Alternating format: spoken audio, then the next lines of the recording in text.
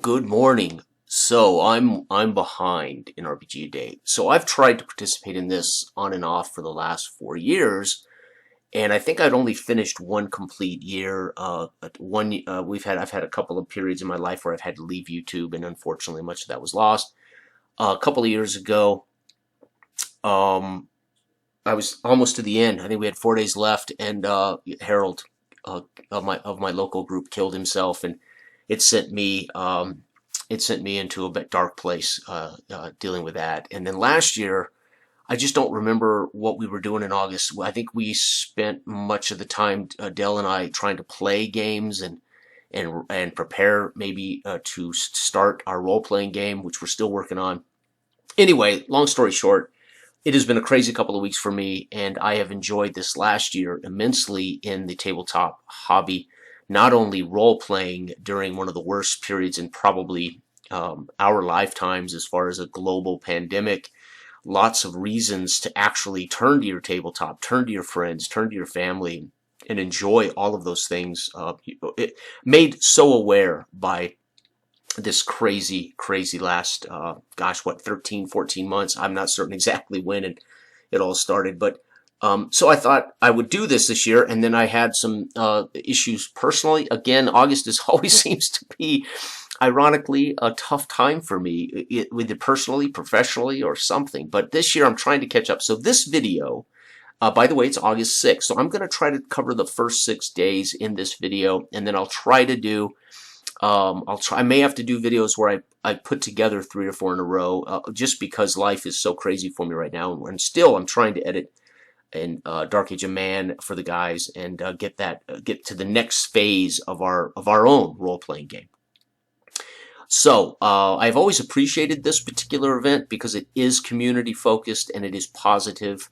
And it's early in my YouTube days back in I think I first came to YouTube back in 2010 or 2011. I don't remember exactly. And I was new to this whole idea and sharing. And of course, I was at a different place then. So I tended to be argumentative. I tended to want my voice heard. I tended to want to, put my foot down, plant my flag and say, no, this is what you play and this is how you play it. And isn't it interesting as you age and mature and as you have greater experiences and you meet different people that we hopefully grow. We hopefully broaden our perspective on life, not just our hobbies.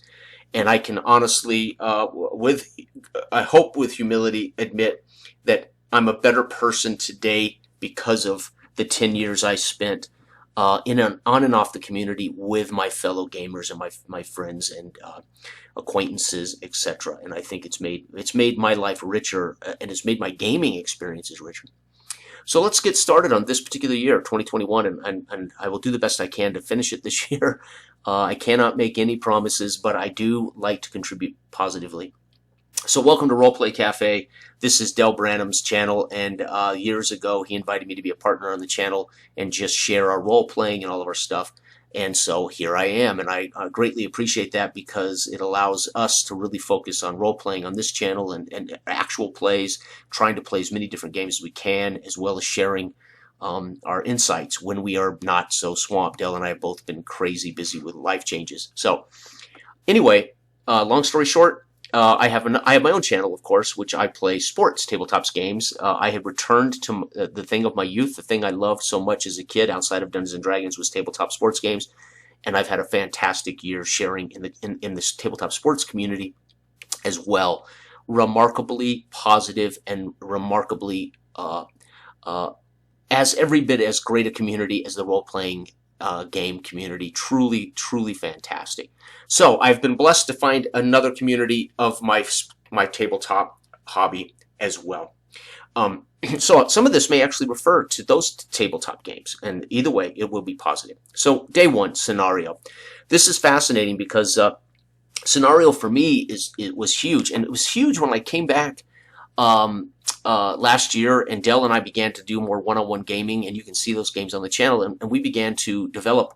I began to develop a way that I could just sit down with a group or with Dell and just quickly start. But to do that, I don't like to just make it up from nothing. I always wanted something that was out of my control, so I came up with basically a random list of scenarios that we now call the random seed generator, which we have put in our game system, and we try to show how to use that random game system. It's nothing innovative in the sense that people have always used random charts and things to generate missions and quests, etc. So nothing earth-shattering in it. But scenario is where everything begins for me as a GM, and it's where everything begins for me as a player. I'm always thinking in the mind of the scenario is, what is our thing here? We call it quests very often in the fantasy gaming. But what's the scenario? What's the setup? What's the beginning of this? And the scenario for me as a GM is huge, because I don't necessarily prepare entire campaigns, and I don't prepare entire quests, and I don't prepare entire dungeon crawls, but I might prepare scenarios that will hopefully put the players in a situation that is interesting, challenging, and will hopefully inspire them to continue to play, or inspire them to continue as their characters through the path. Scenario has for me, as I've aged, matured, and simplified my gaming, it has become paramount, because I now rely on a scenario to set the stage for the party, or to set the stage for the group.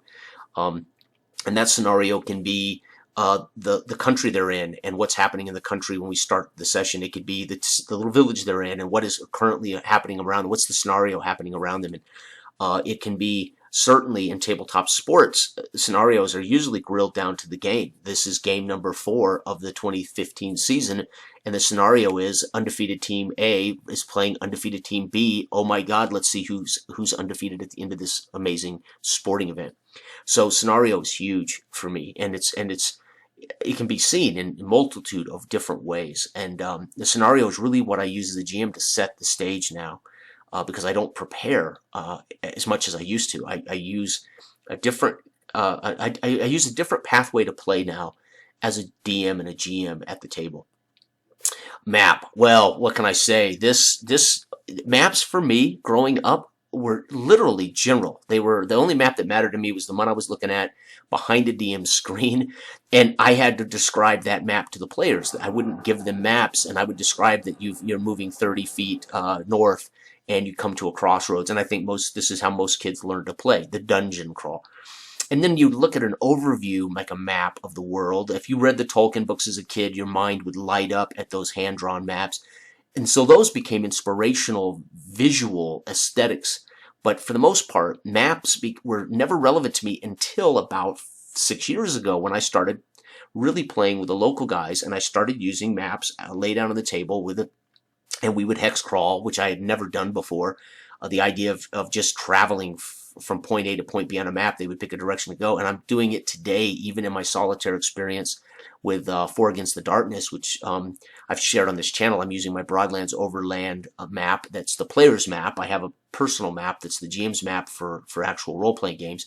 But it's huge. It's absolutely phenomenal. I never thought of a map stretched out in front of players would be the center piece. I think I always thought it would detract from their focus, but the reality is maps became this, where do you want to go, what direction, what is that, let's head there.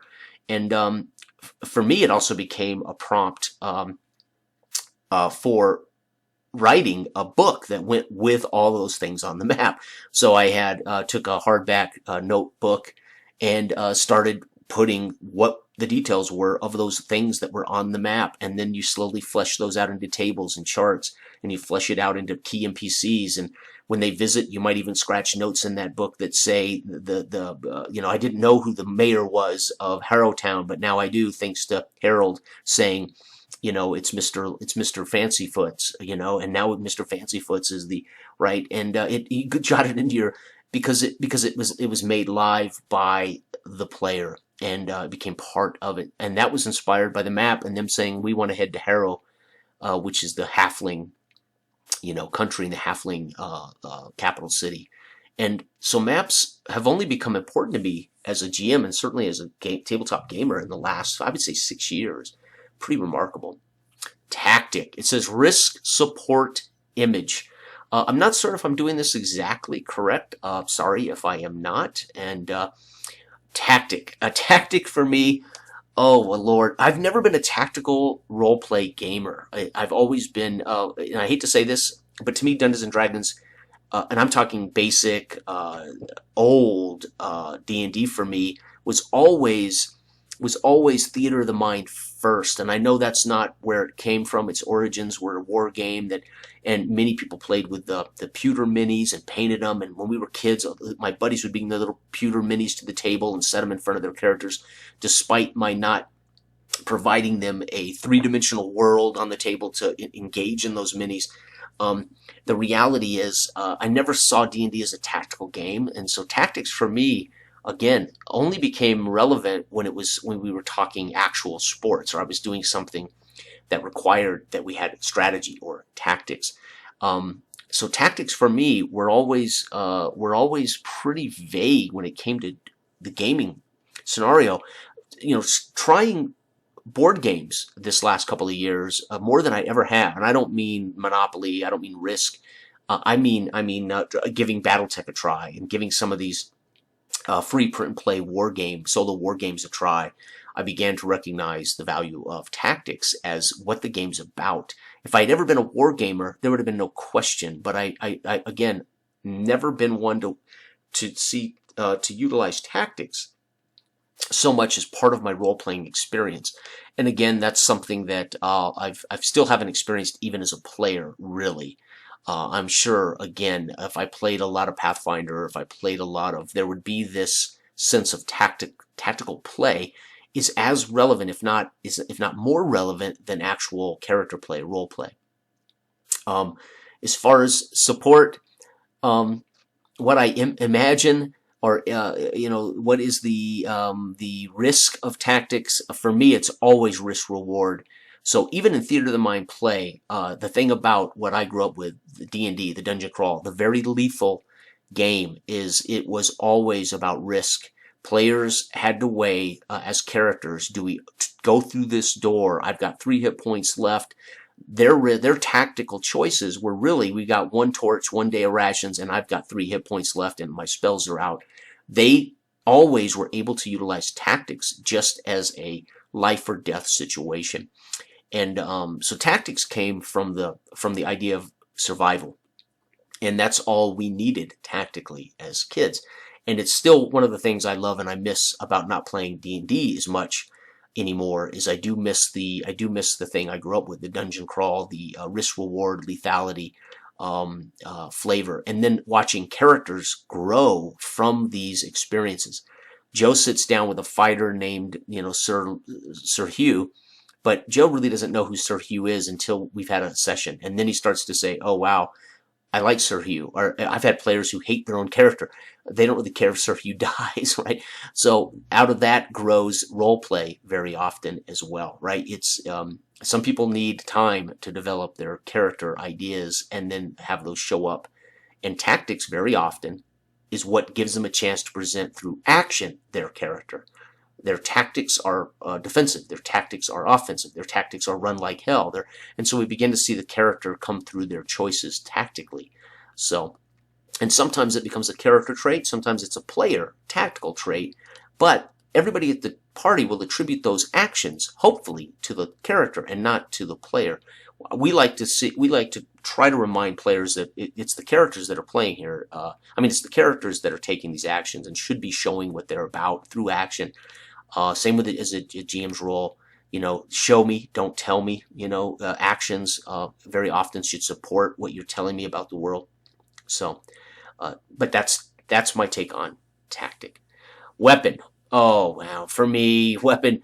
I can't help it, but when I create a character in gaming, this is crazy because I wasn't a player as a kid. I only played a handful of times, but I have this image of, for me, what the anti-hero fantasy guy is, and it isn't Aragorn. It isn't the Lord of the Rings Hobbit. It isn't. It was, even though I loved those books and still love those books.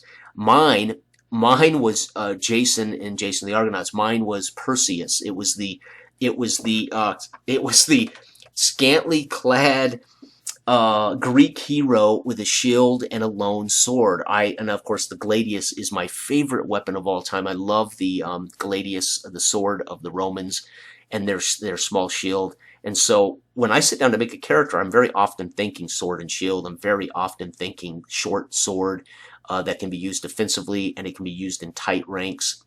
So even if we're in a small dungeon hallway that's only 6 feet wide, my shield and my gladius will fit. If I can operate with my shield and my sword among 40 of my platoon in tight melee combat, I can certainly operate in the dungeons with a sword and a short gladius, or a short pilum, spear. So weapon for me, when I create, oddly enough, in Dungeons and Dragons, I'm always thinking shield and sword. And so my favorite weapon, of course, is gladius. And weapon is huge when I create D&D characters. I'm always thinking, I love cleric. Cleric's probably my favorite character in Dungeons and Dragons. And it's ironic because they don't use edged weapons in my favorite traditional game of D&D. So for me, though, it was always this idea of a cleric who resorted only to his bludgeon when he was she was absolutely driven to that defensive posture. And so therefore, the irony is, as much as weapon drives how I visualize my characters, my favorite character happens to be the cleric or the priest, and ironically, a weapon is never paramount to that character. So it's kind of a conflict for me as a player, as a GM, and using theater of the mind, I always anticipate players will bring a kind of a tight description of their character to the scene, and what weapon they're using, and what their tactics look like. Do they like to hold that shield tight? And it's ironic that no one ever describes their characters in that level of detail. So I always assume weapon is based on class, right? They choose the weapon based on the class: bow, dagger, a two-handed sword, a plate mail, and shield. So weapon has always been literally decided by two major things in my traditional game of Dungeons and Dragons. One, how much gold do I have? How much gold can I spend when I create my character? And two, what's my class? Because I can't carry a two-handed sword if I'm a thief. And so weapon was always kind of like weapon always, I guess the key to weapon was when they found stuff, is this sword magical, so weapon became always the treasure they find, and is it a plus something weapon? Does it do something special? And there's where your opportunity to make weapons, in a way, a character, become interesting in the world you're creating, right? Throne. I already joked on Brian's channel today. I watched his Throne this morning video, and it's very short, and Brian talks about his experience with Throne. And my response to him was, again, great video, but Throne, I can't help but think of D&D Redbox is on the throne. I can't help but think of Gary Gygax sitting on the throne of the brand of Dungeons and Dragons, the brand, and it having lost the throne briefly, and now D&D, the brand, back on top on the throne. And I can't help but see Gary Gygax smiling down from the throne, watching his Dungeons and Dragons retake the market and reestablish itself as the most dominant tabletop role-playing game in the world, despite whether I like it or not. The minute I saw Throne, I thought, oh yeah, well, we know who's on the throne. So, kind of funny, but that's what I think. Rarely, and very often in fantasy games, we have thrones because we have kings, and we have that relationship between the player to the king, or the king to the city, or whatever it is. And I've never been one to overly describe thrones. I've never been one to the idea of the use of a throne. Like certainly in Game of Thrones, everybody knows that iconic throne on the cover of the DVDs and on the commercials and on the artwork, the throne, right? But I've never really looked at thrones that way. Again, being somebody who studied and loves Roman history, the throne for me is the little stool that Romans would use when they traveled, right? They kick open that little stool and they plop down on it. Even the governors, or even the generals, etc., in their tents would sit on these fold-out chairs, right? And when I was a kid growing up, my mother and father had bought some chairs that were designed just like those old Roman chairs. They fold, they unfold, and they sat at our chess. We had a chess table in the living room of my parents' home, and on either side were these two fold-out Roman-like chairs. And so I never thought of thrones much in that sense. But my initial response when I saw the title of this, and when I saw Brian's video was the throne, well, that's clearly the brand, D&D and Gary Gygax. And that's not a bad thing. Not for me, not for the guy who always envisions the red box, the Mincer red box as the king of my role-playing history, right? And of course, therefore, it holds the throne. Flavor, holy cow! This is interesting because flavor changes for me with every time I offer an opportunity to play for players, and not so much campaigns. When I set up campaigns, I generally have there's some country that first and foremost decides the situation the players are going to exist in. So flavor is actually like the whole culture of the country, the culture of the location in which they start. But flavor for me, and this is going to be maybe contradictory to some, flavor to me also goes hand in hand with genre. So if we're playing a particular genre of action or combat, then the flavor will be different. Whether it's dark, whether it's low fantasy, whether it's Greek high fantasy, whether it is superheroes. So flavor is so much tied to the genre for me. Are we exploring? Is this an Indiana Jones exploration type session? And then the flavor would be a high adventure with more traps and more set piece type challenges versus say character flavor of a Game of Thrones type game where it's about intrigue and social and political strife, and the flavor changes. So flavor for me is literally tied to genre, and it's tied to the session I might offer players. I always harken back to when I do my pseudo-historical D&D sessions, and they're very often one-offs. I'll set it up in a historical period, and I'll tell the players that these are the limitations: only human, no magic, low magic, and we'll use an OSR of my like or D&D, and I'll say we're going to be in Ireland in 982, and you'll find out the scenarios we play. And so the flavor becomes pseudo-realistic. It becomes semi-realistic and semi-historical, and the fantasy elements kind of drop aside, which changes how I deliver the game to some degree. And so flavor is huge. Flavor is something that I very often as a player probably don't look for. I don't anticipate I'm going to get necessarily, if that makes sense. Again, I haven't had the luxury to be a player as long as I've been other things. And so flavor is something I probably am least aware of when the GMs launch a session or the GMs launch a campaign. I'll start to get that flavor through my character's eyes. So flavor is definitely filtered through my preparation for the game as a player, and flavor is definitely filtered for me through my experiences as a character. I'm a character first player. No matter what the game asks, I try to think and process everything from my character's point of view. And then, of course, we are always limited by the game engine as to whether we can pick a lock if we're not a thief, etc., etc. But I always try to process everything from the character's perspective. And so, if the scene has been set well, or the campaign is set well through the books or through the preparation package that a GM might give me, or at least the teaser a GM might give me, then I will accept that as flavor to process my character's creation, so to speak. So a great example of this is Peace. Robert, the short scenarios I did with Robert and David and Dell in Peace, the RPG by Robert the Narrator, which is still right now, there's only 2 role-playing games that are setting in my den that I am remotely interested in running that is not Dark Age of Man in playtest, and that is Peace, the RPG, and it is Sword and Sorcery Continual Light.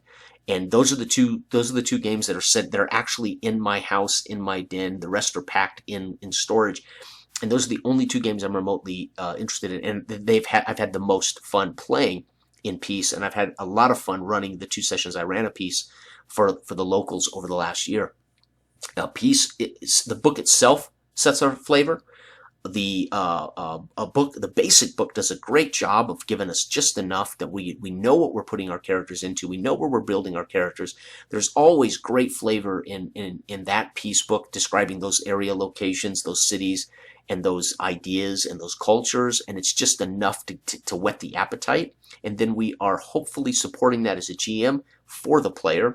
And again, Robert did this beautifully. As I read his book, I made my character, Sarah, and then I said I expect Robert to hopefully support his own material. And what ends up happening is you come to the game with expectations. I've read this. I now know that Sarah's from this location. This is kind of what I think of the elves. And I hope that Robert, at some point during the game, when he remarks on the elf, or he remarks on the elf's homeland, or whatever, the things he says actually heightens the flavor that I'm coming into the game with from reading and preparing for Robert's short campaign. And it's fantastic. So flavor is huge, but ironically, it's not something as a player I'm actually expecting from most GMs. I think it's very hard to do for most guys. They're busy trying to execute communication, and they're busy trying to execute the game itself, how the game functions, and how the goes. And very often, flavor is the last thing on a GM's mind as well. So, small. Oh, I'm going to go ahead and jump one here for tomorrow because I'm going to be swamped this weekend. So I will jump up to small, and I am sorry this is a long video, 25 minutes, but I'm caught up. And I'm going to go ahead and take small here. So I'll be one day ahead by the end of this video, I believe. So anyway, small.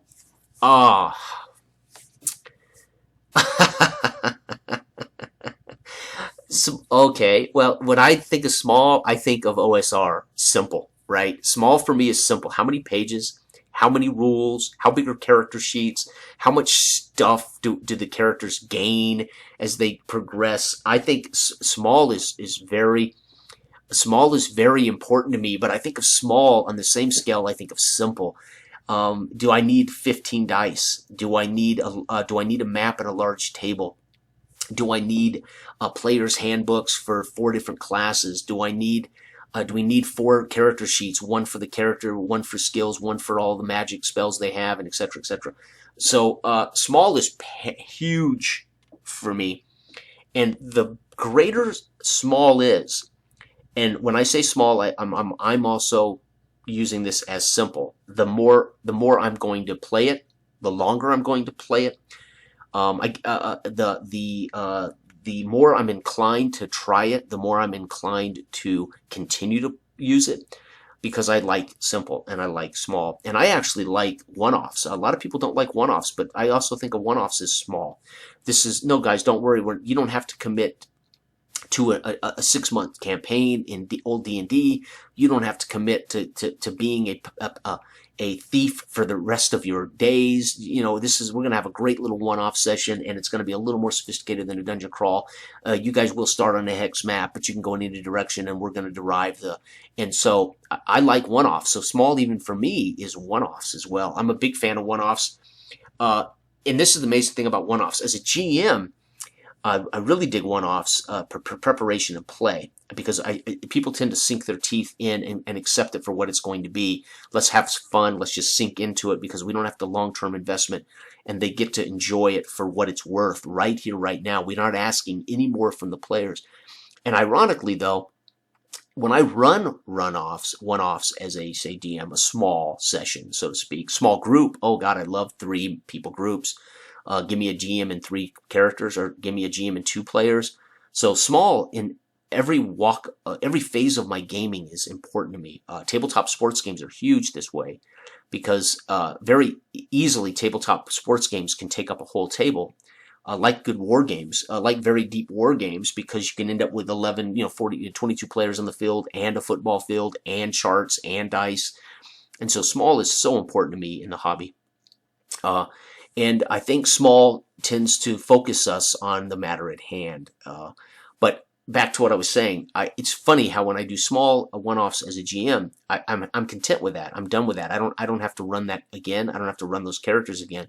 But every time someone has offered me a one-off, and I mean this literally, almost every time one of my friends has provided a game for me as a character in what we would call a one-off, I have always wanted more.